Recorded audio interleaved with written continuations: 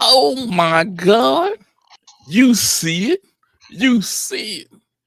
Brah Migos podcast live, brought to you, powered by StreamYard. Okay, you already know who it is. Price, Rob, Visky. Like I said before, Brah Migos podcast. Saturday afternoon live.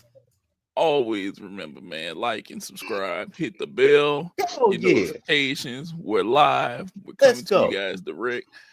We're gonna have some fun today. Hope you guys We're gonna curse and in. stuff. Hey, we're going in, guys. We're going in. Okay, we're gonna have a lot of fun today. We got to talk to you guys about some stuff. We always have to talk a multitude of things with our people. We have to talk NFL. What's going on in the NFL this year? We have to talk a little bit of NBA. Are the Warriors handling this right? Ooh, man. Just are the Warriors handling this right? And then, we have to talk WWE today. WrestlePalooza, something that's going down. Hey. Oh, I see my boy in the chat. What's happening? Hey, any questions for us? I am paying attention, Alex. Hit us up. We're going to talk a little sports today. We can give you any information about anything that we see, but we're going to jump right into our show today. And of course, we're going to go NFL. In front of a live studio audience. Goddamn. Yeah. Family matters now. Right in front of the live studio audience, bro. Right in front of the live. I'm gonna be coming down the stairs like Harriet. Niggas gonna be booing. Right to you. That shit look like trash. Hey, it happens. But we're gonna start off NFL. Did the Dolphins save Mike McLogic's job? Exactly, dog. Like, did they save? Like if y'all didn't know, the Miami Dolphins and the Buffalo Bills played on Thursday night, right in front of everybody, in front of company, and the score was 31-21. And the game was relatively close throughout. Like, I mean, when I say close, like, you would have thought like people was going, like, Bills was going to put a 40 burger on Dolphins, especially how they played week 1, and then like how they looked against week 2 against a really not so great Patriots team. So it was kind of like, all right, this is a Buffalo Bills that have been rolling through the Ravens, even though that game is close. And then they won game 2. So it's like, were they going to basically win, or were they going to beat down on the Dolphins? Hey, man, Tua looked pretty good, even though they was kind of throwing it laterally more than down the field. And I mean, they were getting some stops. Dolphins was getting some stops on Josh Allen. So did they save it? Did they save Mike McLogic, aka Mike McDaniel's job? I would say they put the firing on snooze. So I was gonna say if they were gonna hit a 40 ball put on them, yeah. Look, man, I had a 50 burger waiting on me. Bro. Yeah. The minute that the Dolphins are gonna get their ass whooped to the utmost, this is over with. Yeah. He's done. He's getting out of here, bro. You said this don't matter. Like, this game don't matter. What do this matter? Like, Game Fresh. Like, when you say like he basically took this team, and granted, look, you see who is basically saying who is trying to cape for Mike McLogic here. I'm just saying, like, look, when you basically look at how they played, especially they had an opening drive touchdown on the Bills. They were running the ball pretty well. They were working everything through. Granted, Tua threw that, costly interception at the end, but they were working it. And if the Zach Seidler punt return, if the roughing the punter basically doesn't happen, if basically that interception don't happen, we talking about, man, this man might get an extension. But I'm just saying, like, I think it got put on pause. So why you saying like it's done? It's finito. It's still Alex. They are 0-3, and on top of that, bro, let me tell you something. Let me tell you something. This may be on pause, Rob, but guess what? He out of here. Rob, You got two of the cutest kids that I know, and I love them to death. If we go through, if we all go through the drive-thru at McDonald's right now, and they sitting in the back, and they tell you, Daddy, we don't think that you should get a Big Mac today, but you want a Big Mac, and they say you should get a kid's meal like us. Okay. Is that gonna matter to you? Is that gonna stop you from getting that Big Mac? No. Okay. And just like that, this don't matter nothing for him because he ain't got no W. Damn. Like none. No credit, no nothing. Zero. Man. Like, credit for what? Because he went on the road in a place that they basically don't play well. Granted, it was a little bit warmer than when they usually play them. But he didn't play well, but they usually don't play well up there. And they play well. They had some improvement. They had some things that were working for them. And look, it pains me to say, because I've been basically trying to get this nigga fired for at least 2 years now. 2. When everybody's like, oh, he's so adorable. He's so quirky. He's like my little nerd ass cousin. Like, no, I was basically like, fire that nerd ass nigga. Because he is not good for this job. They need somebody else new. They need somebody else fresh for this job. I know they tried to go so far away from what Flores was doing, where Tua was basically getting his feelings hurt. And they basically went for really cool dad. Kind of like what's happening with AEW, like with Tony Khan. We ain't gonna talk about him right now. This is the equivalent to Logic coaching a football team. It is. He gonna do some cool shit on the sideline. He gonna bust a freestyle, but if we don't win, this don't mean nothing. Yeah, he's a biracial angel, just like old boy. But I'm just saying. Go ahead, BC. Go ahead. I think it got something to do. I think it's more to do with the woes of the early season from the Bills, and not so much of the great play of the Dolphins. Because look at it. They gave up 40 points to the Ravens. They beat the Jets without Josh Allen even scoring a touchdown. So naturally, it's still hung over right here to a little bit of, not saying it's some big woes, something to be nervous about, because we all know Josh Allen going to pull it through. But it's a little minor lackluster from the Bills to credit versus the good play from the Dolphins. You know, I think the Dolphins lucked up from the minor hindrance of the Bills in the beginning of the season. So I won't really give the Dolphins too much credit. Still ass cheeks to me, you know, but we'll see. We'll see what, you know, because, you know, Tyreek Hill not looking like himself. He ain't looking like the cheater out there to me. So they still gonna have to, you know, get some W's or something for them to say that man job. To throw him the damn ball. Look,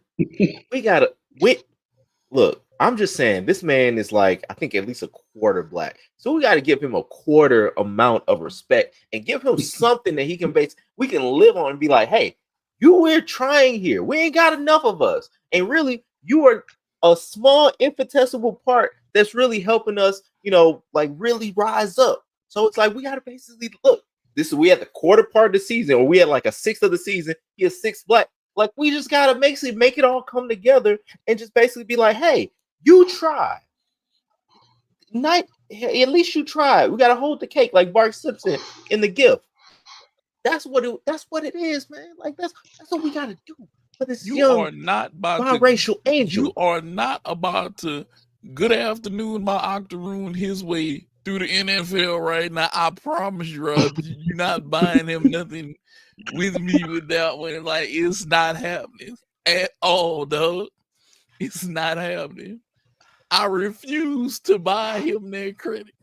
You ain't winning. You got a quarterback with an egg crate on his head. There's one good smack away from being retired permanently before age 30.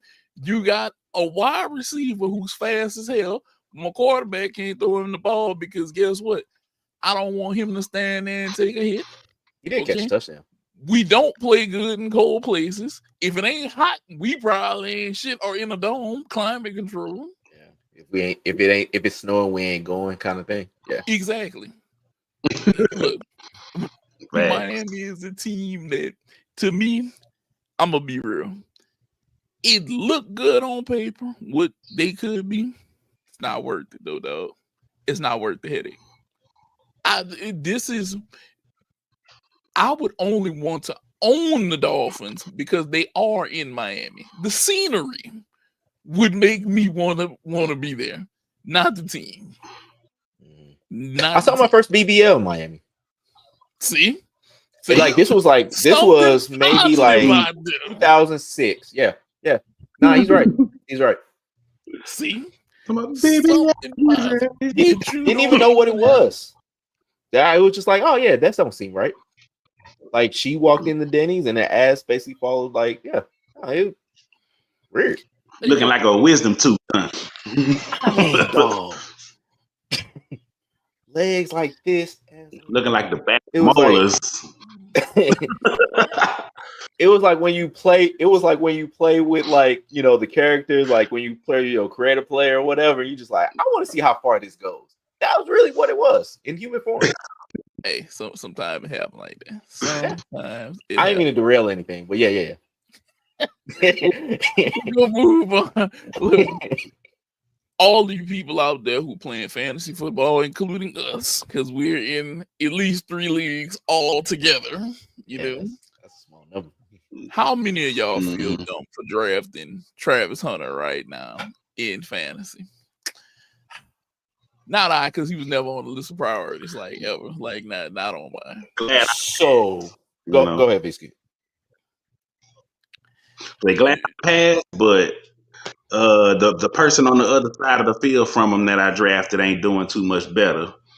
Brian Thomas, choke artist. Yes. You need to get it together. Hey, you was 4 out of 12. Come on. Hey, go Tigers. You need to be in a new Butterfinger commercial. Go Tigers. Yeah, but nah, man. Look, I have drafted. So I have drafted Travis Hunter in multiple leagues, and it ain't looking too great. Because my logic was I play in some IDP leagues, I play in individual defensive player position league. So I'm like, look, 2 for 1. I'll basically have this dude basically be in the cornerback, defensive back position, or I can have him being a wide receiver, whatever. I can have some flexibility with him. Now, my other leagues where I don't have that, where I still have him, yeah, I feel like a moron, but not because it was where I was thinking like, okay, he's not going to be a good wide receiver. I think he's going to be a pretty good wide receiver. It's just a fact of the matter of they're making him a wide receiver and then putting him at corner, and it don't seem like he's really getting out there. It don't seem like there's that many routes that he's getting in where he can really get into the open field and really play as a dynamic dude that he is.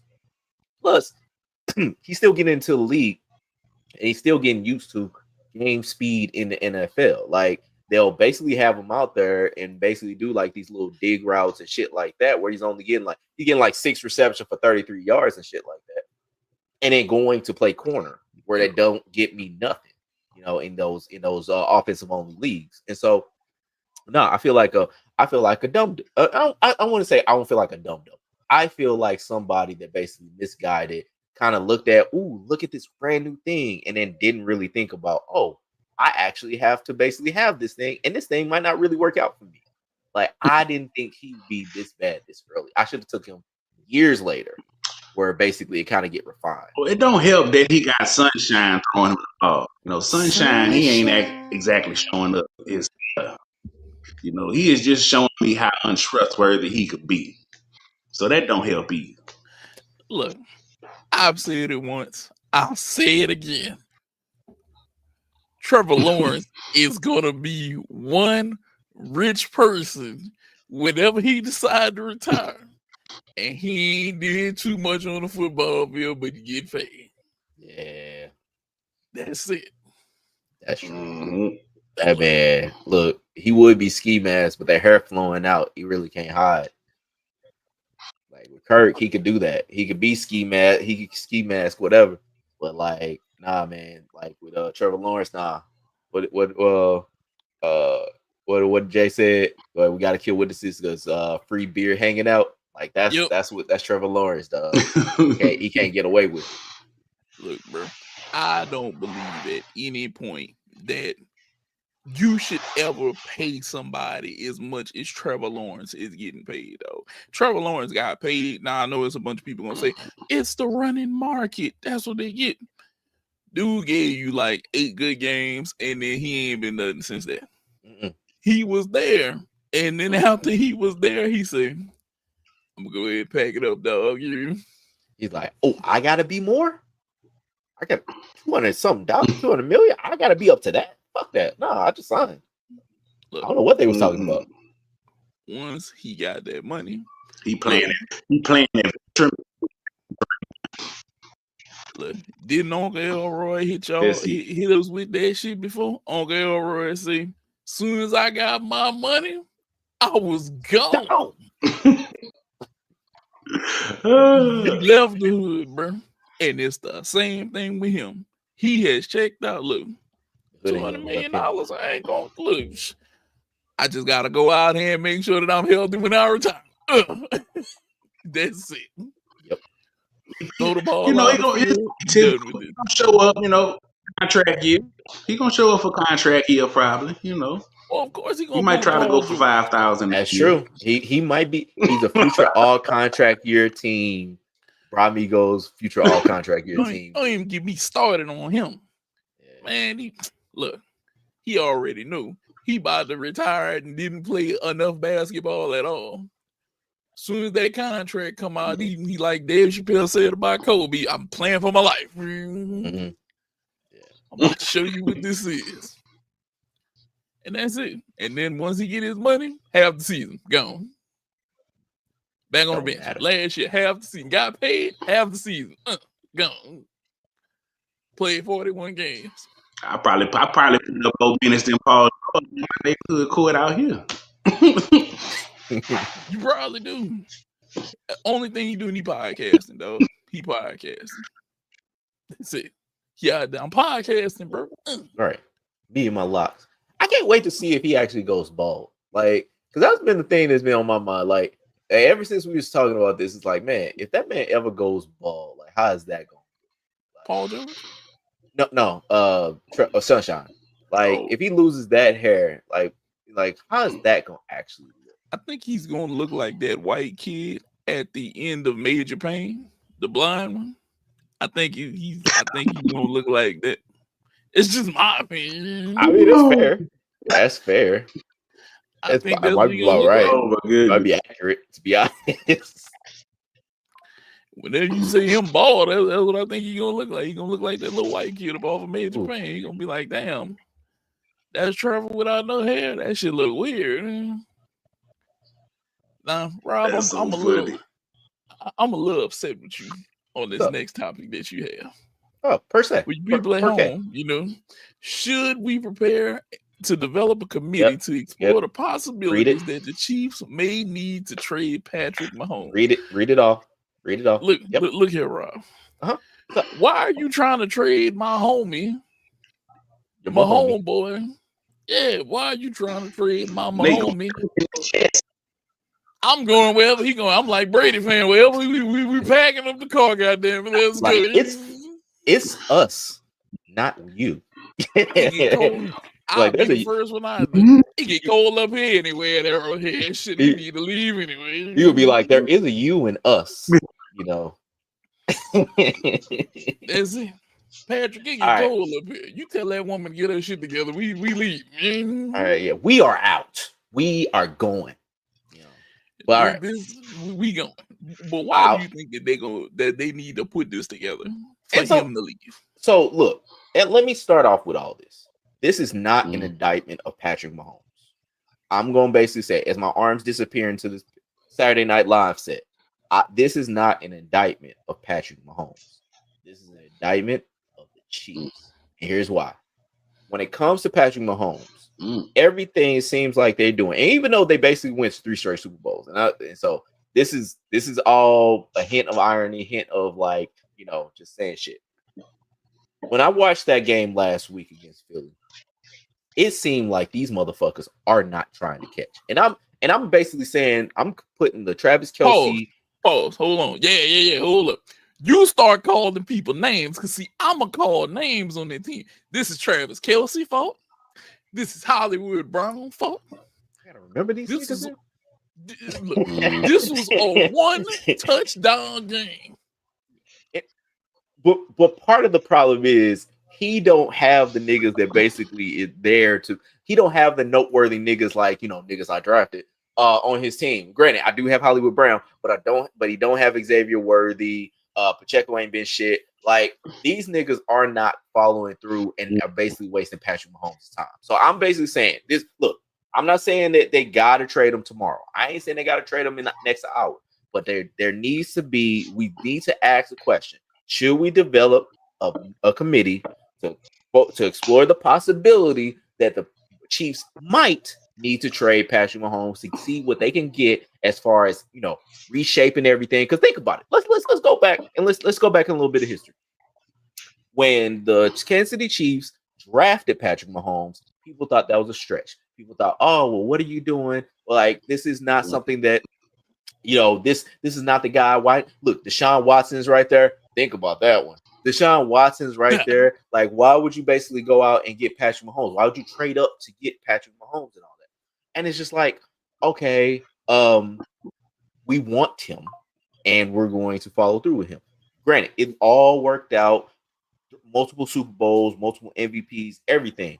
But think about what he was. Think about where they were as a team. They had Alex Smith, and they basically were giving Alex Smith the best years of his career. Yes. You don't think that Andy Reid can basically give another quarterback the best years of his career if basically he gets, say, multiple first-round picks that basically he could take to get to maybe a top or near top thing, and like maybe he finds a quarterback that fits what it is. He finds a big arm, like let's even say like a Joe Milton. Let's say that. Let's say Joe Milton comes into the Kansas City Chiefs, gets the reins, and Bazooka Joe. Joe ain't bad. But what I'm saying is, let's say they get a quarterback that basically Andy Reid says this is the heir apparent. This is the guy that basically I can shape within my system and basically make the best out of it. Because we were all skeptical on Mahomes when he first got there. We'll be skeptical on the next guy that basically has to follow the possible GOAT. So I'm just saying, let's explore it, especially if the guys that they got now are not following through and are not basically doing their best to shape and basically get their best out of Patrick Mahomes. Don't waste Patrick Mahomes' time. Let Patrick Mahomes go to somebody that can be a damn worth, Vikings or somebody. No, the somebody. No, I'm not even saying the Vikings. No. We're all frazzled. I know I just dropped something on you. I know I'm just dropping something that you basically cannot comprehend. It's like it's mind fucking. I know. But all I'm saying is this is something that we just gotta look at. We gotta be open. Look, that third eye. It be there sometimes. You just gotta spread it out. You gotta let it through. You gotta just let it through. Like you maybe do like a exfoliation, scrub. Like just get that third eye, let it go open. Let's just really explore it. Let's just think about it. It's not something that we really need to do, but it's something that we need to think about doing. I'm like what Dan Levitar be saying. Like, I ain't telling you to think. I'm just asking if you would like to. This is all just an ask, all right? This is all just let's explore. This is the problem. Think about it. Okay. This is the problem. I'll see the floor because I took up enough time. Go ahead, y'all. Go ahead, get it. This is the problem. It don't matter who you put behind the center. They got a bunch of slot receiver, wide receiver threes trying to play wide receiver one. That's what I'm looking at.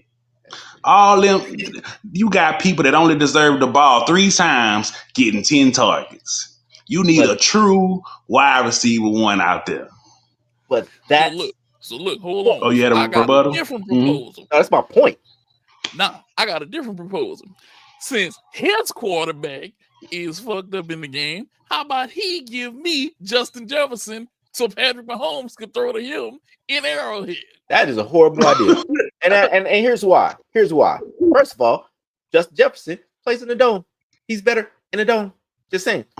Second of all, that has nothing to do with anything. But second of all I'm saying is what to Bisky's point. Bisky's exact point. They don't have the tools to basically give this man success. And that's really what I'm trying to get at. They can't basically overhaul. It's much easier to trade Patrick Mahomes than overhaul the roster with people that are worth it. They've been trying to patchwork with Juju Smith-Schuster. They've been trying to patchwork with what's left of DeAndre Hopkins. They've been trying to patchwork with all these niggas. Granted, like I said, 3 straight Super Bowls, so they're making it work. But how much magic can this motherfucker have? You know, it's got to get to a point where they got to basically be like, hey, we're not doing right by this nigga. We keep trying to basically give just a little bit. We just trying to basically say, hey, make it work. And he's been doing it. He's been doing the damn thing. But it's also to the point of, it's like, they got to get to a point where it's like, how much of the damn thing is this motherfucker gonna do? And it's gonna get to that point sooner or later. And you don't want to be late on that point. So I just gotta explore it. Just gotta explore the possibility. That's all it is. So here's the thing. Dallas, y'all, they got what, two first-round picks for Micah? It wasn't 2 first. How many first round? Yeah, they got 2. They at least got 2. 2 first. Okay. 2 first. So you need at least 3 for Patrick. Oh, I would think he need 4. Shit. If it was, honestly, I could see that motherfucker having the fucking Ricky Williams trade, where, like, you remember, like, Mike Ditka basically traded his whole draft class to get Ricky Williams. Yeah. Like, yeah, I could see some shit like that happening more than anything. But who would be willing to bite that bullet to say, I'm gonna give up? Now look. I could make this the worst nightmare possible for you. And they give up some picks in Jordan Love and he go to Green Bay, and then you got to see him for the rest of his career with Michael Parsons being on defense next to him. Now that's up to you, Rob. You just want to live that nightmare. See, here's the thing. My friends are here. See, guys, I've known these people for a very long time. But apparently my friends are trying to hurt me because they're trying to basically either take my wide receiver or give this generational motherfucker to somebody else. And I didn't say anything about that. I didn't basically do that. All I did was say, hey, let's think about something. All right. And then y'all was like, ooh, arrow, spear, arrow, spear. It was just like, motherfucker, I just want you to basically think of the possibility that this could happen. I ain't say, hey, fuck Rob. I just said, hey, let's think about this shit and let's explore it. But see, this is how you be. It be your own. Listen to everybody as we go live. It be your own. All right. Just keep that in mind. Feel like Jim Carrey and Pet Detective when we hit you with one spear and then we hit you with the other spear. And that's how you feel. I'm just saying, if we're gonna go this route, we might as well go ahead and go all the way in. We don't have to. Stack the deck against Rob, huh? That's it. Yeah, just go ahead and stack this thing. All right, at 2 motherfucking 2 like that. It's like, look. If I'm gonna make his time being bad in Minnesota, I might as well throw Patrick Mahomes in Green Bay and just let him rock out. I just threw out a team that just was very random. I just said Vikings. I didn't even say the whole thing, dog. I didn't say Minnesota. I didn't say Skull Nation. None of that.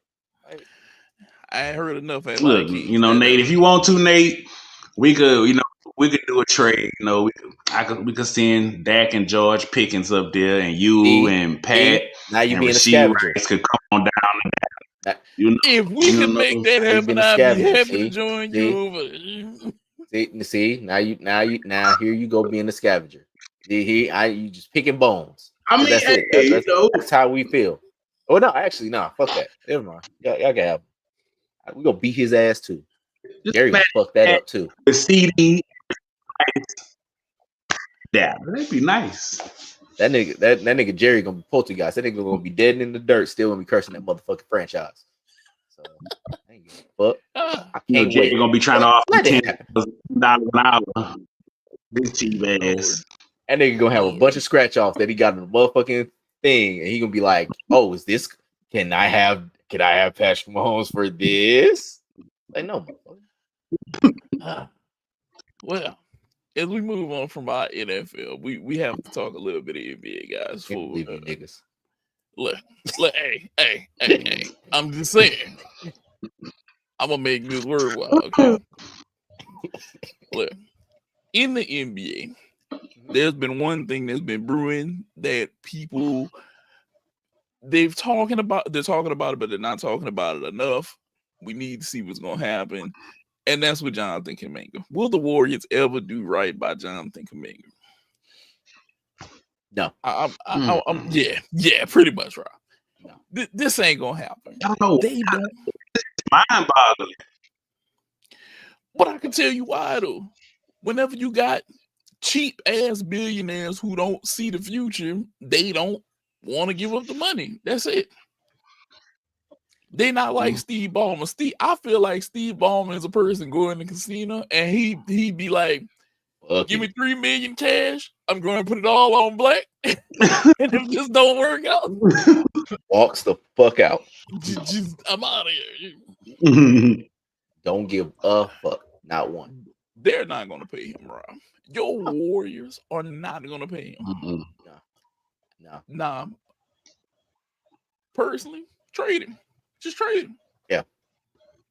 Just trade him. And that's where I am with it. Like, I think the thing with Jonathan Kuminga is like, granted, I'm not the biggest hoops fan, but I couldn't tell you what the fuck Jonathan Kuminga is. I've been putting it on Blue Sky. I've been putting it on everything. Like, I've been trying to see, like, what the fuck is Jonathan Kuminga?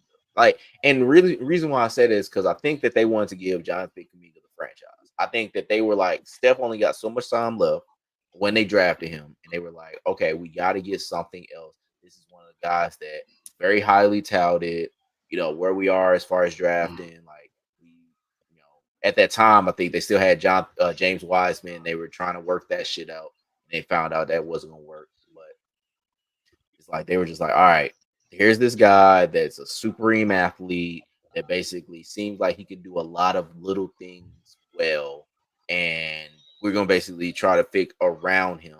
But here's this generational motherfucker that keeps on shooting threes at an unbelievable clip, and it's basically like lengthening how much of the best shooter ever he actually is, you know, year after year, and they won a championship with him, you know, again. And so it's like, I think when it comes to like all those factors, as I think a good reason why they haven't paid him, but also it's one of those things. It's like, y'all haven't let this motherfucker cook it all. Y'all haven't really seemed like y'all found a role for this motherfucker to do, like what he actually is supposed to be. And now you got Jimmy Butler there that basically is doing generally the same shit that he would do. And it's like, you've been wasting this young cat's time.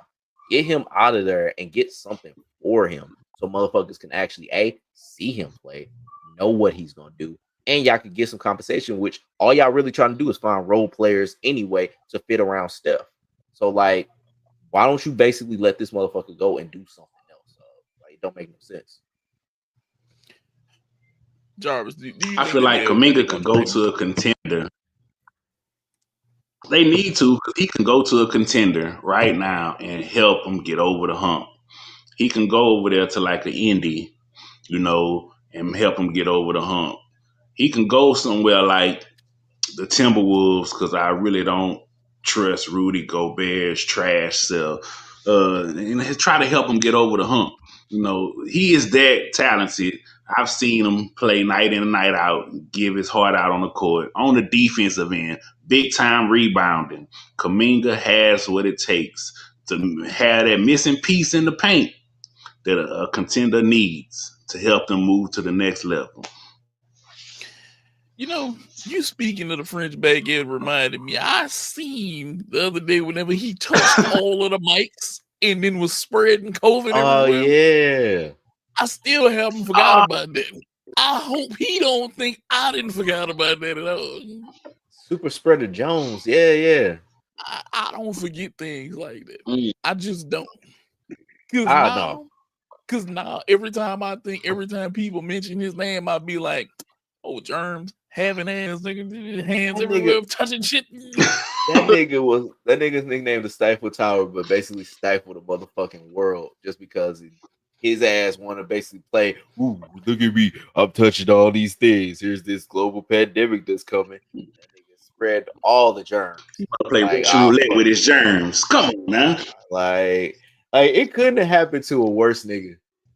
It could have, but it also was like it was just like the fuck. It was the funniest. It was it wasn't even funny because a lot of people died. But like, it was like the worst shit ever that I can't stop smiling about. I How don't know did why. they? I don't know how people just let.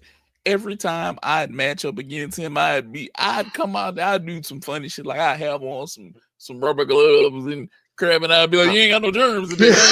Dog, I don't think Donovan Mitchell talks to that nigga to this day. I'd really be surprised if that nigga ever daps that nigga up. Like that nigga, they've been playing, at least a relatively close to each other with Minnesota and Cleveland being right there. Like I don't think he'll ever buck off on the nigga, but I basically think I don't see him like ever dapping that nigga up ever in his life just If I because he might had think he get the cooties again. I'd tell him stick his hand up, and then I'd spread with Lysol and Yeah, I'd be like, look, I have the fucking hand sanitizer. Like, hey, yeah, you gotta rub in. Can you out here touching people and stuff? I put on plastic glove and be like, all right, here, Yeah, can you do it all at the people? nigga. You be doing too much, giving people the Yeah. cooties and whatnot. But the Warriors do right by Jonathan Kuminga. Let that nigga go. Give him free. Yeah, they have to free him now. We're getting close toward the end of our show. We got one major topic more that we want to talk about with you guys, and that is the WWE, because WrestlePalooza is this. It's today, right? Y'all want to say it is For today? sure, it's tonight. Yeah, it's R.I.P. tonight. Bruce Brody. Tonight, yeah. R.I.P. Bruce Brody. Going too soon on some BS. Very much. But we have a game here at Brah Migos podcast that we like to play called Yeah, Nah, or Blah. And it's going to be Yeah, Nah, Blah, WrestlePalooza edition. We need music. One of y'all smart people in the audience, in chat, help me out. Play some damn music for us. Like, get some music for us so we can have Yeah, Nah, or Blah. Yeah, Shake this gonna up. need something like that. So with that being said, we go through Yeah, Nah, Blah about how we actually feel about the match, and we're going to talk a little bit about each match. And the first one to start off with is going to be the Usos versus Bron Breakker and Bronson Reed. I'm sorry, people. There are going to be people out there that put, why didn't you put Division? Because I hate that name. I hate that name, Division. I don't know who came up with that. It's a stupid name for their tag team. But I digress. So generic. It is. Super generic. Super generic. But Visky, Yeah, Nah, Blah, Usos versus Bron Breakker, Bronson Reed. How you feel? I'm gonna give it a nah. And I'm not gonna give it a blah because I feel like it's gonna be a great match. But I'm giving it a nah because I feel like it's just on repeat mode. They fight and wrestle every week, twice a week, twice on Sundays. I don't know, I'm tired of seeing them have the same match. The weekly matches on Raw and SmackDown end in a DQ, and now we just gonna go ahead on them, put it on the pay-per-view, which might probably end in a DQ. So I feel like I've seen this 11 times already. So not negating the fact that it's probably going to be a great match with some great spots, but I got to give it a nod because I've seen it 11 times already. Rob. Yeah, Nah, Blah, Usos, Bron Breakker, Bronson Reed. What you feel? So I'm gonna give it upper blah, and here's why. So like, I think that the match overall. So like, okay, I love Bron Breakker. I think he's one of my favorite dudes out wrestling. Like I think he's one of the best dudes in wrestling right now. Overall. But when it comes to this, the only thing that really makes me want to watch this match is because I want to see what Jey Uso gonna do. Jey Uso's been having a lot of character development going on with him turning more into what Roman was, or Roman is really. And so I want to see where that's going to go, and I want to see what he's going to do with Jimmy and how all of this is going to happen. All this is going to play through. How much is he going to mimic Roman? Kind of like that. But as far as the match goes, I really don't care to see it. To be honest, I'll watch it. It'll be on because I went ahead and paid the $5 and got ESPN and shit. But like, yeah. yeah, I'm upper blah with it. I say that.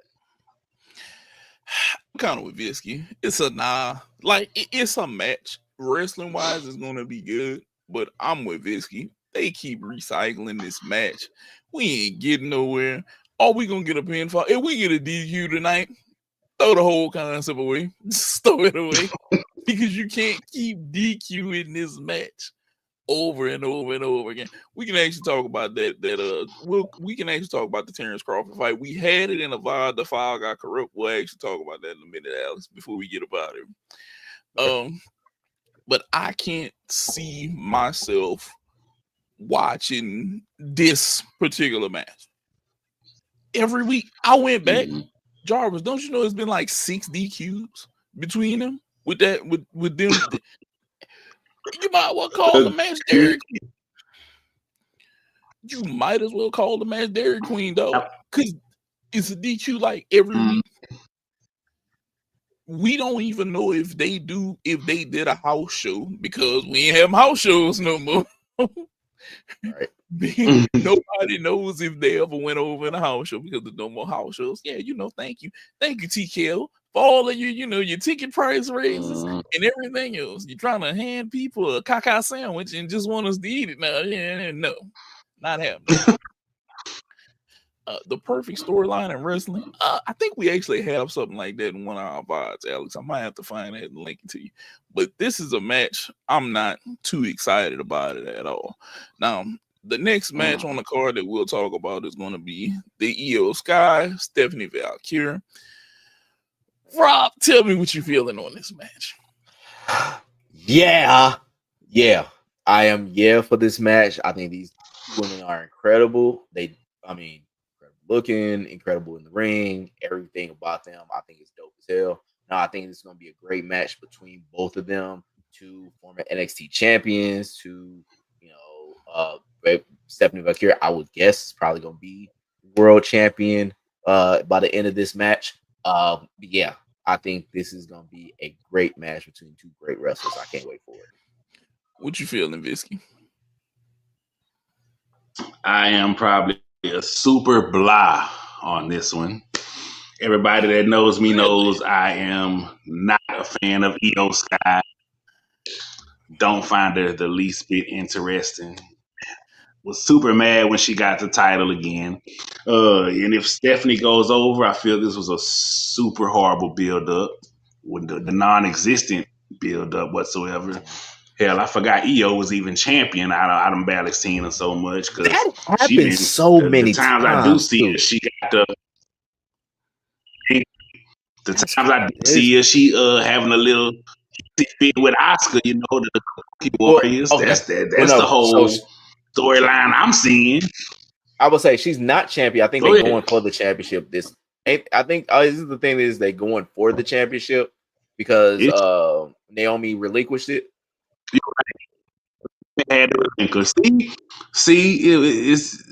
it's with Io Sky. I was like, bro. But look, she turns me around. This is the perfect way that they're going to give Stephanie the championship without having to down somebody else losing it. This is all it is. Naomi was our champion. She got pregnant. I see why Jay. I ain't gonna lie. I'd be the same way, Jay. Like, why it had to happen sooner? Reflexes must be great. Yeah, exactly. And they must know her promo skills because I haven't been hip on my NXT like I used to be in the takeover days. So I haven't really seen too much of Stephanie's promo skills. Can she control the audience with more than just Booker T's favorite move, which I don't know the name of it? Devil's Kiss. But can she grasp I think so, something like that. Can she grasp the audience, and keep me entertained on the mic? That's what I'm looking forward to if she does go over tonight. But I am super blah. I will pay attention to it, but yeah, I'm blah. I'm kind of halfway to a yeah with you, Rob, because I want to see how this plays out. But at the same time, I think I already know how this plays out. Stephanie's going to get the title. If she don't get the title, I'll be surprised. I'll be like very surprised because Me and Rob talked about this, and I know it's probably an Asian community like, these dudes. Look, international champs that do not speak English well always have problems translating with us. We can never pinpoint how y'all feel or what's happening. You can wrestle good as hell, but it's whenever you get on a mic, you have to cross over to the audience. Yep. And there's no crossover to the audience whenever I'm watching you, Sky, because it's like, I understand you're trying to speak English, and I'm gonna be real. If John Cena can learn Mandarin, okay, they need to put the same amount of effort into helping their international stars translate into America. I'm just saying, just love it, Rob. Just love it. See that different nigga though. See that different nigga. That nigga is like, hey, Cena just gives me like the vibes that nigga is just like, oh, I'm supposed to be good at this. I'm going to be great at it. I'm going to be excellent at it. I'm going to be the best. I'm going to be absolutely. That's what this nigga is. Like, I don't think Cena's the good marker. Because you're right.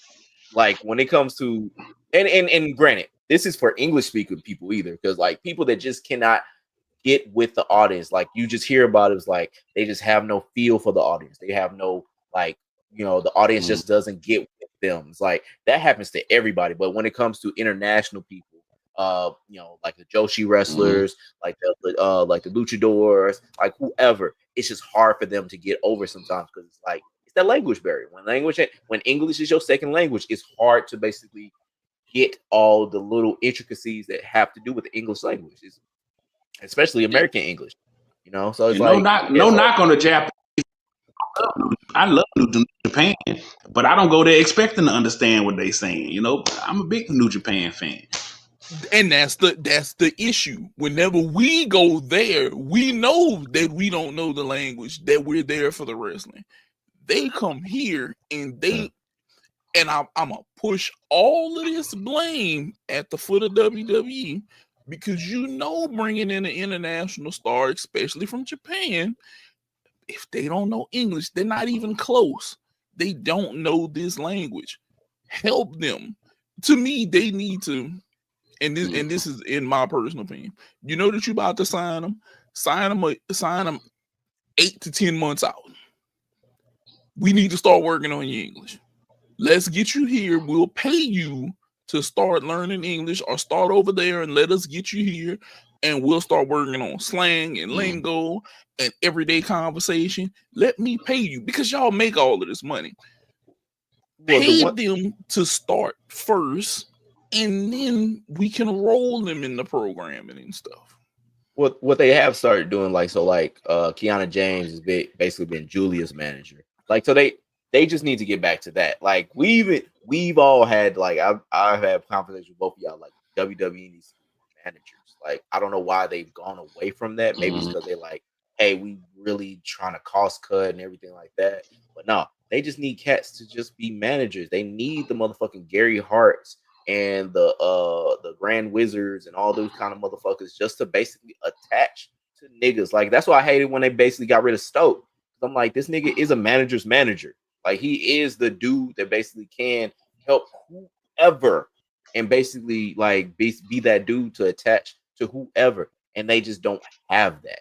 And that's what they need more of, just manage. If they're not gonna, because English is hard. Like I know Oscar's basically been trying to learn English for the last decade. And it's been good. It's been getting good, but it's not something that's like she can really like rattle off and everything like that. Shinsuke, same thing. Like it's hard. It's hard as fuck, especially when that's not your main job, but it's part of what your job's supposed to be. But like, nah, man, get more managers. Help them niggas out. I'll say this: if Shinsuke came out there and pulled the choppy your PP, I'd bust out laughing because that line is so infamous in wrestling. And see, that's all I had to say for you to start giggling because you knew what that was from. Do your Googles, kids. Yes, do your Googles, kids. If you don't know, I'll repeat choppy your PP. And I guarantee you, if you type that in on YouTube, you're gonna bust out laughing. You're going to die laughing. That was a prime time attitude era moment that will never be forgotten by anybody who heard that little phrase right there. Infamous, right there. Now, moving on. CM Punk and AJ Lee versus Seth Rollins and Becky Lynch. I'll tell you guys right now, this is a yeah for me. I do want to see this match. I do want to see how this plays out. Seth Rollins. Okay, so let me be clear. I personally want to see Seth Rollins and Becky Lynch win. Something is telling me though that CM Punk and AJ Lee are going to win this. Okay. This is the angle that I think is going to happen. CM Punk and AJ Lee are going to win this. And that's how this is going to play out. Now, Rob, I saw the look of confusion. Why I would want Seth Rollins. This is just me just not wanting CM Punk up there right now.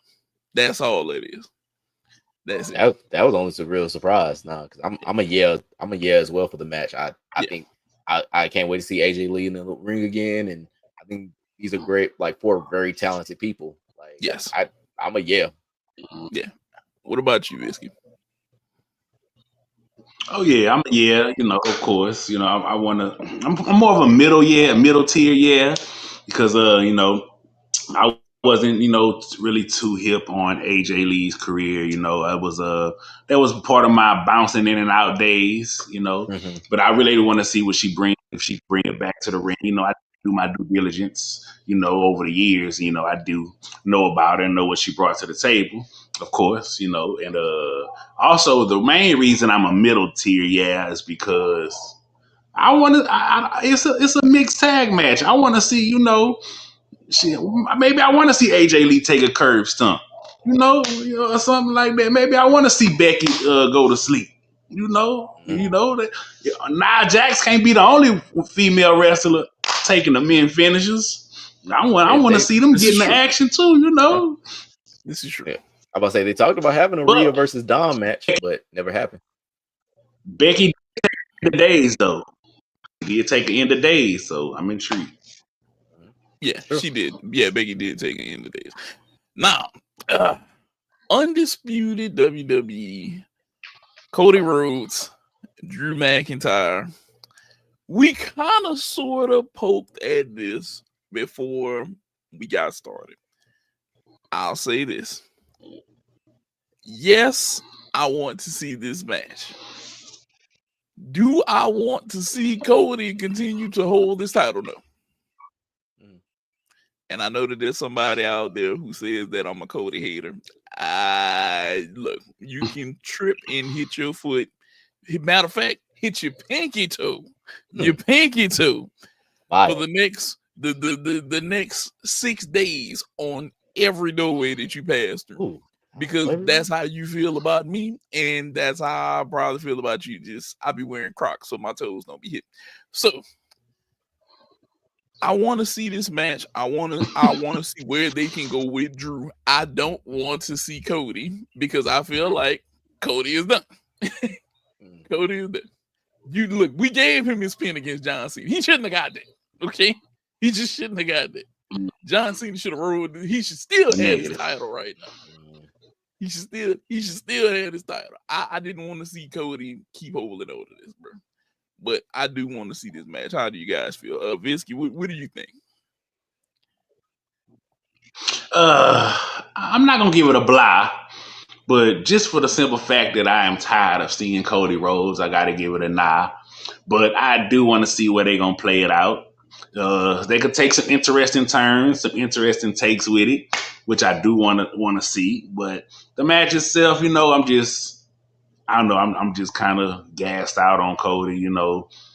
His championship reigns have not been enlightening for me, so I'm ready to see. Maybe Drew could put some spark in it though. So I'm kind of on the upper nah, I guess you could say. And I have a take.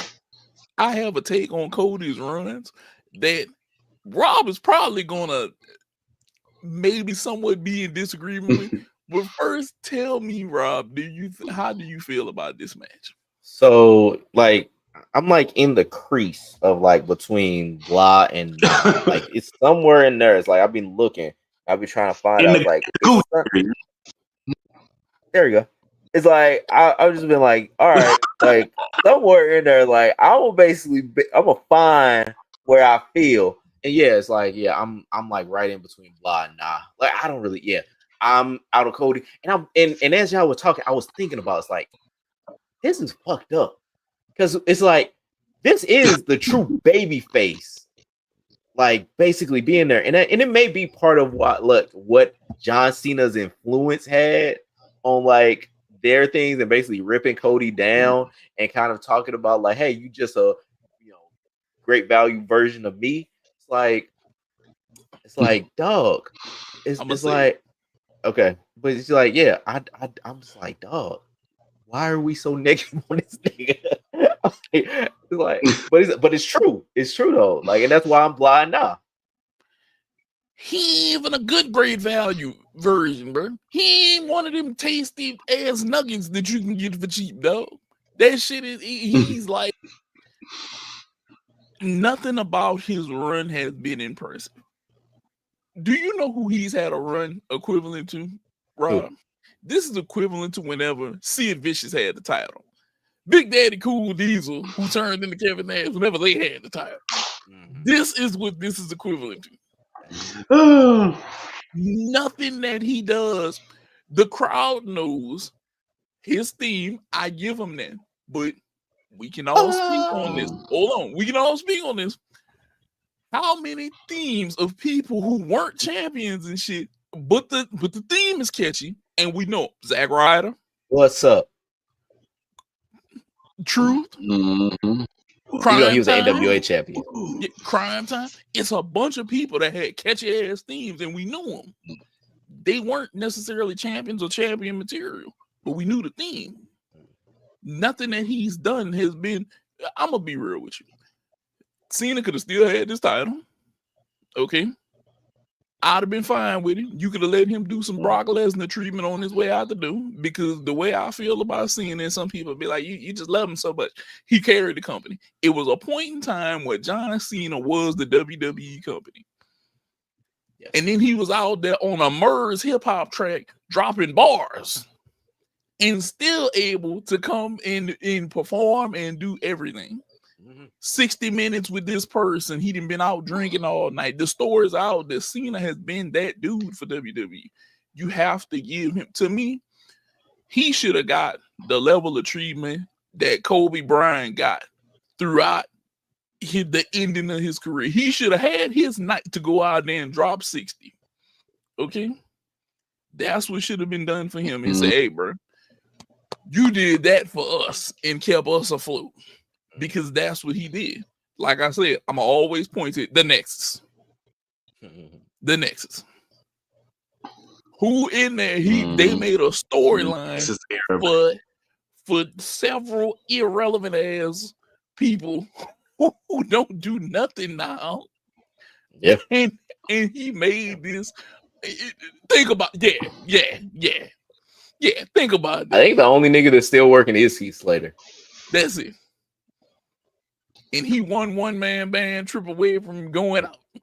One of the biggest motherfuckers I ever seen. Like, that's the only thing I think about. It's like word association. Him and Jinder Mahal, two of the biggest motherfuckers I ever seen in my life. That's all I'm saying, bro. He carried us through an era. He should have had the Kobe Bryant treatment going out. Look, give him the ball all night.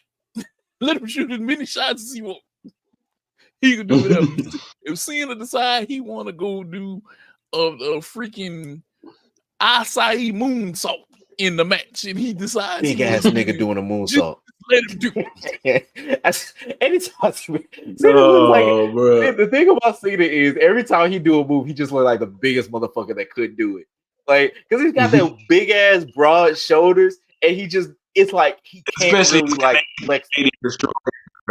Oh my god. It's like it always looks like a refrigerator trying to do anything. Like, that's all this nigga do. Pull it off, though. But he does pull it off. He does pull it off. But that nigga just be like, I want to see that nigga do moonsault. See, now that you say that, I want chat. Get this nigga to do a moonsault. Like, get John Cena to do a That's moonsault. all I'm saying. Pull Dog. your people together. Spirit He bomb. should do whatever look.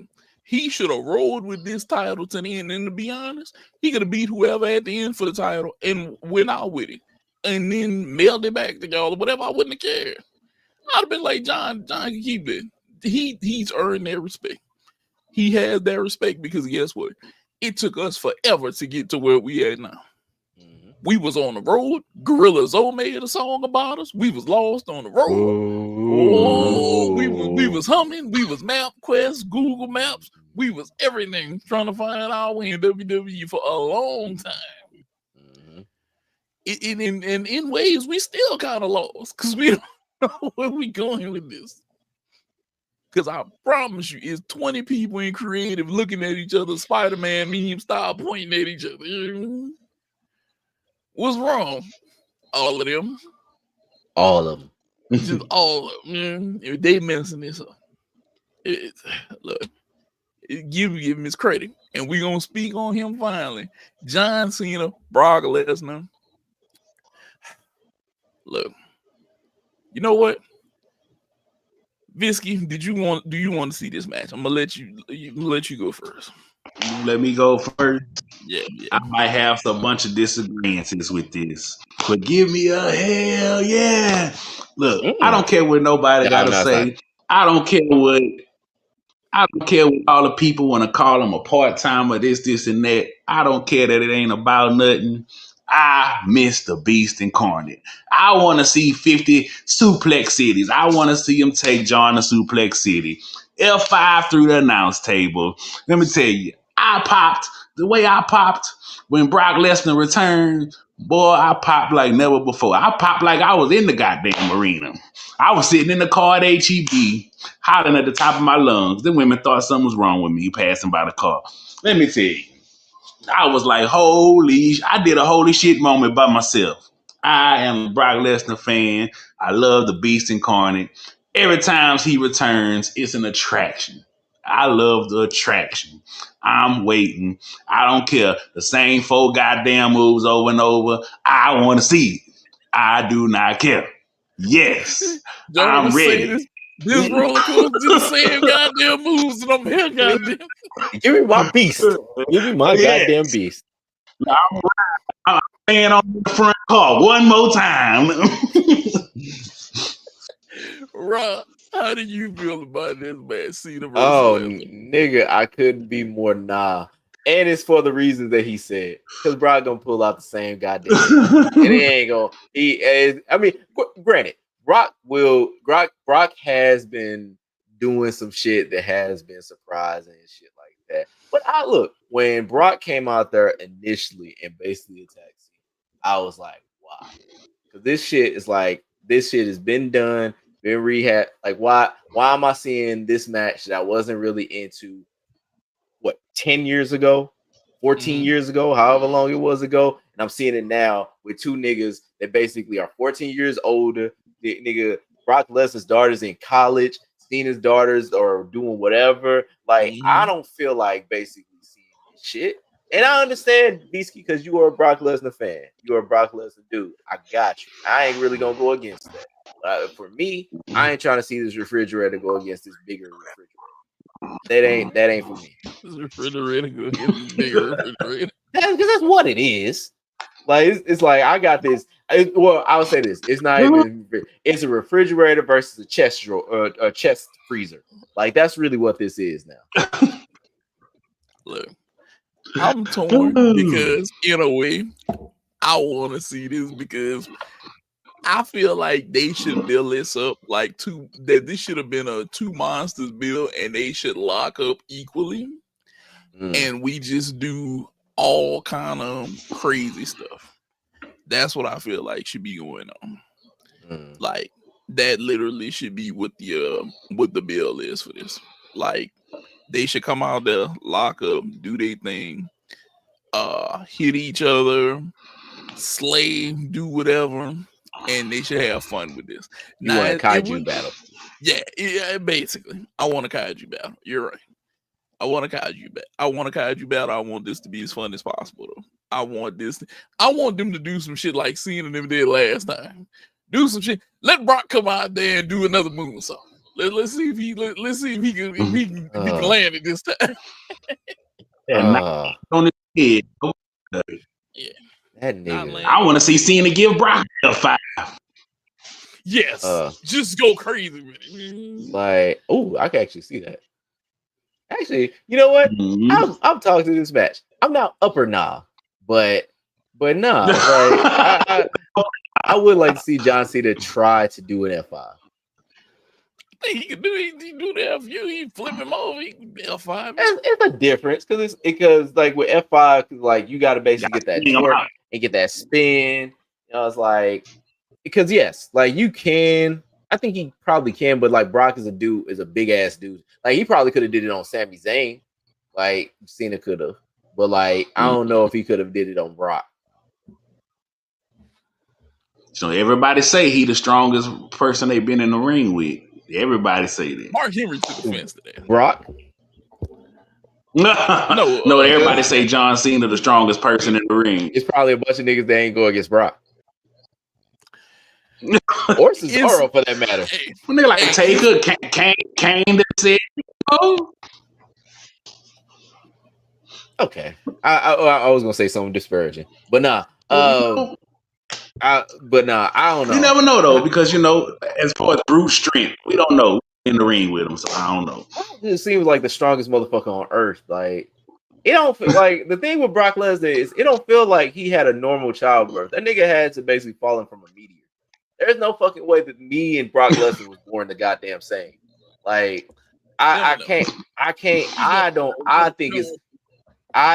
it's one of those things of like this. There's no way me and this nigga could have basically had like an actual like this nigga was like somebody carried this nigga inside their uterus or however where they for me having 2 kids kind of for this nigga to be like he was born with them broad shoulders. or just like he probably just like ripped off whatever cocoon that he was in.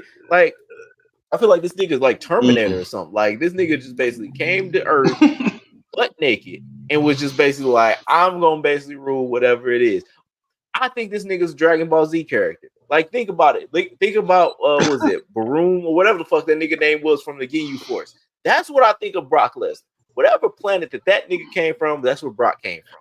It's just the only difference is we saw Brock beat the hell out of the Hardy Boys and then loved him from there. That's the only difference between both of them niggas. That nigga was going to go to Goku. Brock Lesnar beat the fuck out of the Hardy Boys. That's all. That's it. That's all.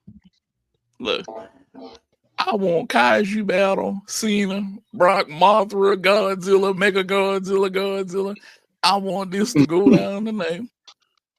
Just mess up the arena. Spanish announce table, you might need 2 or 3 of them. Just go crazy. This has to be a banger of a match. And I think it will. I think it can be a banger of a match. Yeah.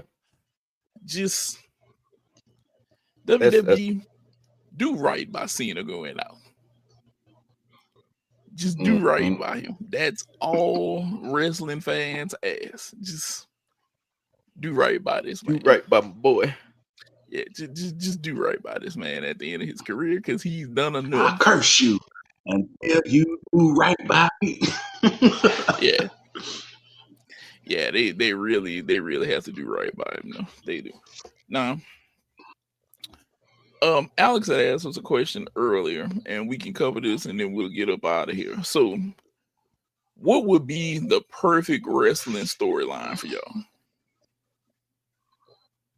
Like overall?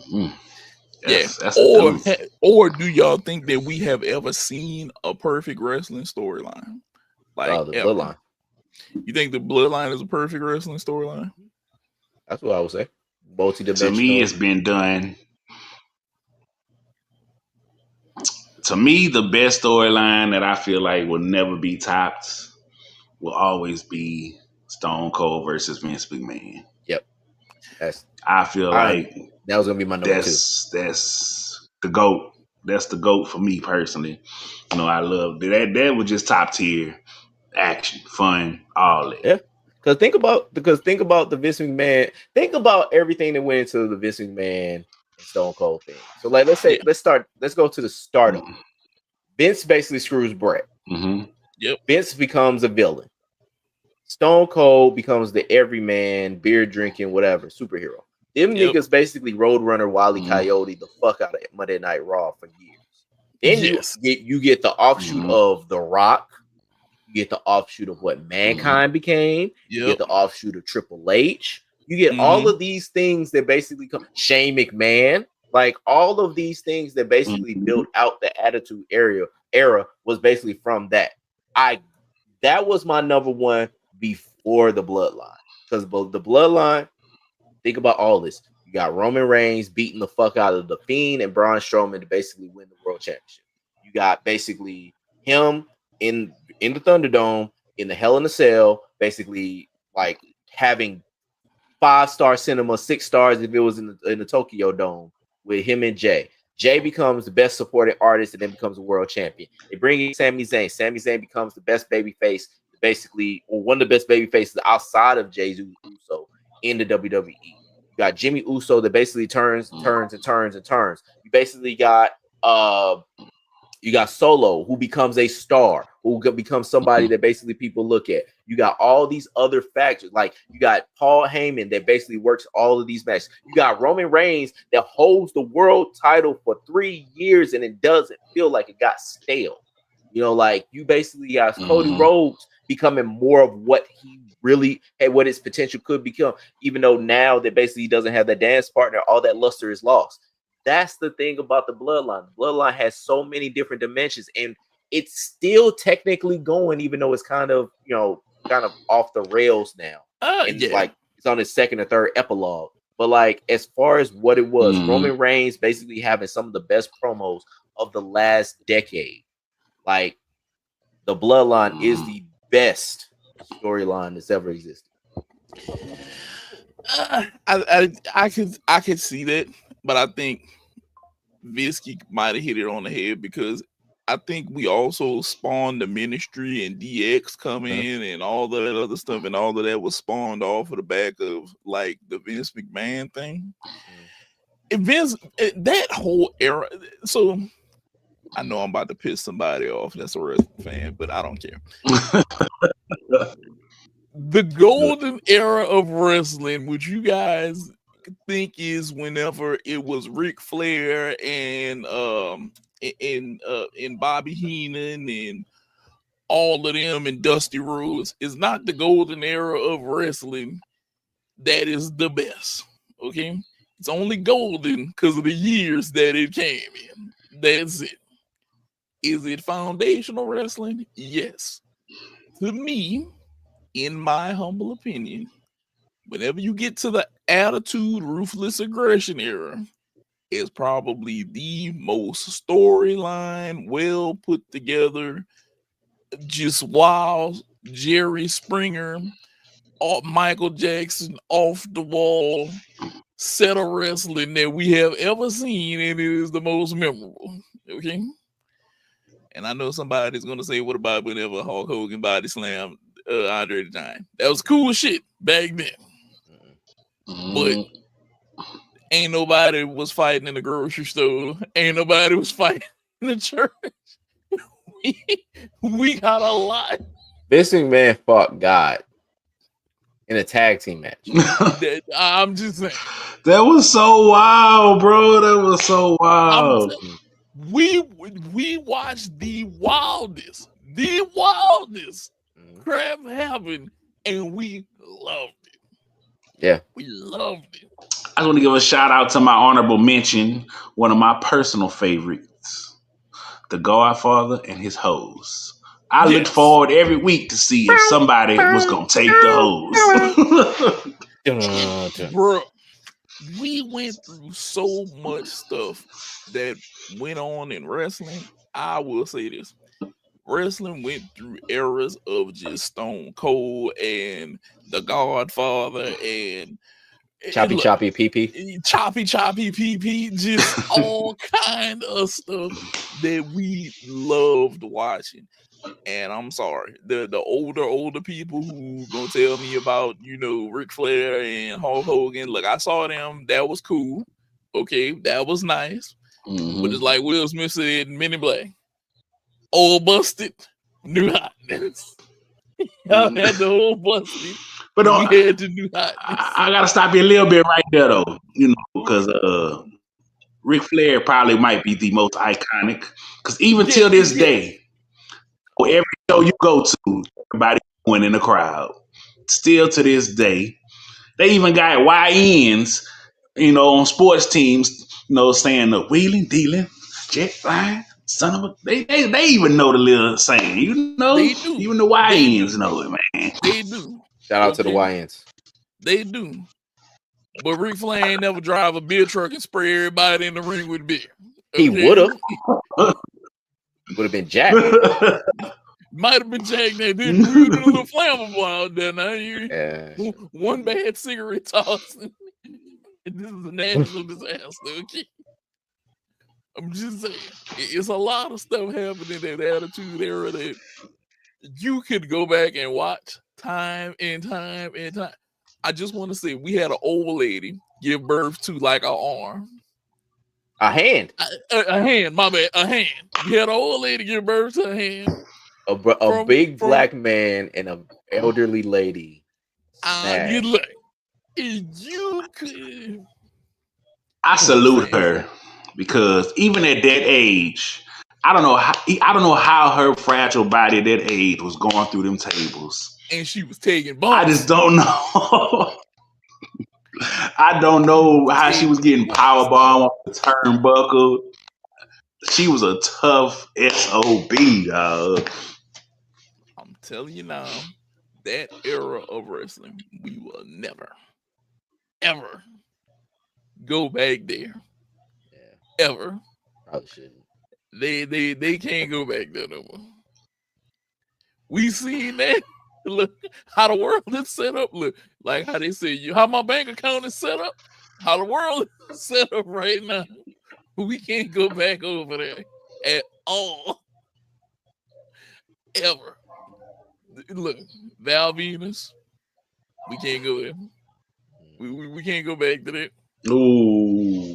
We can't go to look. We can't definitely not. We can't go back to bra and panty matches. Nigga, we couldn't even go back to fucking how Goldust. Like, do y'all remember what Goldust was dressed like with Luna Vachon? R.I.P. Luna Vachon. Yes. Like, nigga, we can't even go back to that, nigga. We can't go back to none of that. Do y'all remember whenever he had the stuttering gimmick? Bubba, you talking about Bubba Ray? No, Goldust. He got electrocuted. He got electrocuted. I remember that. Because I remember him and Bubba both doing the little stuttering gimmick. Yeah, Bubba's was like, I can't remember. Chat, help me out. Was that still in ECW? Like he was doing the stuttering shit? It was, and then he did it a little bit in WWE. But we can never go back to some of the shit we did over there. Yeah. I don't think.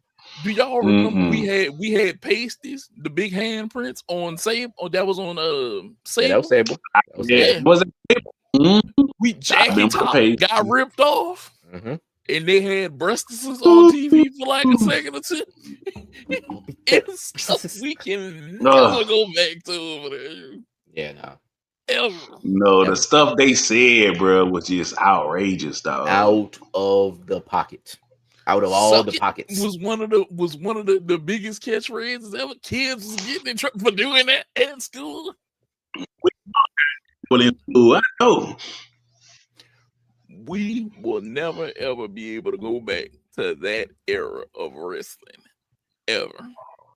What they doing right now is cool. It's good at times, but we can't go back to that. Nah. But I'll tell you now, if they could clear it for 1 hour a night, I guarantee your ratings would spike up through the god. I mean, shoot through the roof. It's like BET Uncut for wrestling. Just an hour, just whatever. Oh man, They'll go crazy. Mm-mm. That'll be it. Or don't let them get that. Hey, we do whatever we want online on the video on demand service. Then people are gonna be like, well, I'm gonna go spend this $5 this month. I can see what's on there. Exactly. What you got over here? Yeah, let Oh, me see what's going on over there for a minute now. You only got to do some wild shit a few times, then you're gonna have. You tell them that they about to have a KY Jelly Women's Royal Rumble, over with. I mean, they did have a live sex show between Edge and Lita. There we go. But I remember that. See, can't do that no more. Definitely not. If they told you right now the women's division was gonna be in cotton white see-through jumpsuits and they had to have a KY Jelly wrestling match right now, and it was gonna be over there on that subscription service, I guarantee you it's gonna be like WWE subscription video service jumps 25%. Absolutely gone. After announcement. What? What happened? Be like, that's all they had to tell them, is that they can do whatever they want over there, just not here. Right. Somebody's child is gonna be like, well, my mama not looking at look. The flashback, but yeah. You switch the channel and it goes back. Oh my God. Kids do not know. See, you always had to put it up. Oh. And the thing is, you always had to put it on it, like, okay, I gotta put it back on 34, which is Nickelodeon. Like, I gotta put it on something that's like, all right, it makes sense. But nah, 16 that had cinematic, like, no, it can't stop on that. Like, you wasn't watching shit on that channel. You ain't never watched shit on that channel. Like, nah, nigga. Look, previous channel, bloop, I'm in there watching. Oh my God, kids do not know the previous channel button. That I can't think kids know it like the previous channel button and how crucial that motherfucker was. We all grew up the same, bro. Like, how do we all grow up the same? Like, the same that's no. I'm telling you, if you tell anybody the previous channel button, because like everybody knew what they had to change it back to. That's why niggas' memories were so damn good, because they had to remember to make sure either the video, because some people had that relative. Had those videos, they had to go back and make sure they had it on that precise moment, and they basically making sure that nothing got moved, nothing looked like it got touched, or anything like that. That's why niggas' memory is so good, because they had to remember and to keep that fact as they were trying to do what they was doing. Keep that fact in mind and basically go back to that exact moment, and that's really what it was. It was right here. Okay. Recheck this and put this back where I found it. Hold on. Let me do this. It's right there. All right. It was on 58.49. Boom, right there. We cool. We good. That's why whenever DVDs came in and fucked up the game, because this shit just start all over. It's like, yeah. Skip to whatever I want to see and put it back. Don't rewind it. Oh man, but thank you guys for coming out and having nostalgia with us and talking. Yes, sports. sir. And we're gonna try to come to you guys live every Saturday. If you have any comments about what you want to see us talk about, we're on Blue Sky, we're on Facebook. You can come drop a post which you want to hear us talk about, because we're always gonna cover the major sports and what's going on. And we're always gonna have fun. Something you want to say before we get about it, Visky? Yeah, I just want to say, y'all enjoy this wrestling weekend. If y'all checked out AEW earlier today or WrestlePalooza tonight, hopefully next week we could talk about, some MLB and see if, Price's Red Sox choke their playoff spot away. What are you we're gonna see if he gonna come fishing with me and Rob, this October. I'm hoping, because you talked a lot of shit this year, so I'm looking forward to you having a seat next to us. I'm waiting on it. Trying to go fishing. At least not right now. At least not before the fishing get good. We need to go ahead and at least make it in this. We got your seat ready.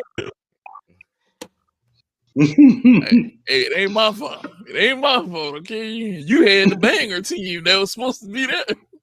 Already eliminated from playoff contention too. Yeah. That's bad. That was Says the other guy with an under 500 record. Nigga, we still waiting. Nigga, we still waiting. All right.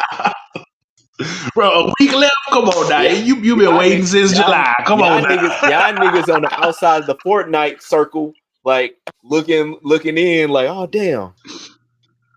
Like nah, nigga, we still in there. They done already start etching. They done already start etching your name in the Cancun seat. Hey, nigga, look, the circle, your boy has already printed. That Fortnite circle is closing, but that nigga ain't closed on me yet. God damn it. I'm still building up shit. Yeah, technically they say your Braves got less than a 0.1% chance. And Rob is, let's see what they got in St. Louis. Nigga, we done. Yeah, the same thing. Y'all both at the same spot. Yeah, we're done. We haven't been eliminated from playoff contention yet, but it's gonna be probably next week. And then I'm gonna go off on them. I can't wait to go off. I know you. I really can't. I know you can. But anything you want to say before we get about it, Rob? All right. Good night, Canada. Good night, Taylor Swift. Hope y'all love this first Saturday afternoon live with Brah Migos podcast. We absolutely love bringing it to you, all of you, everybody. Of course, like Nate said, like, subscribe on YouTube, on everywhere. We are everywhere. All right. Look, and I said everywhere. Podcast. Find wherever you get podcasts. Find us on YouTube. Find us on Blue Sky, Facebook, all them shits. You look up in the sky, we probably there. Hey, us. So there. Thank y'all. Have a great weekend. Go watch some college football. Go watch some NFL. We out. Yeah, have fun. We out. Peace. 2-2, baby.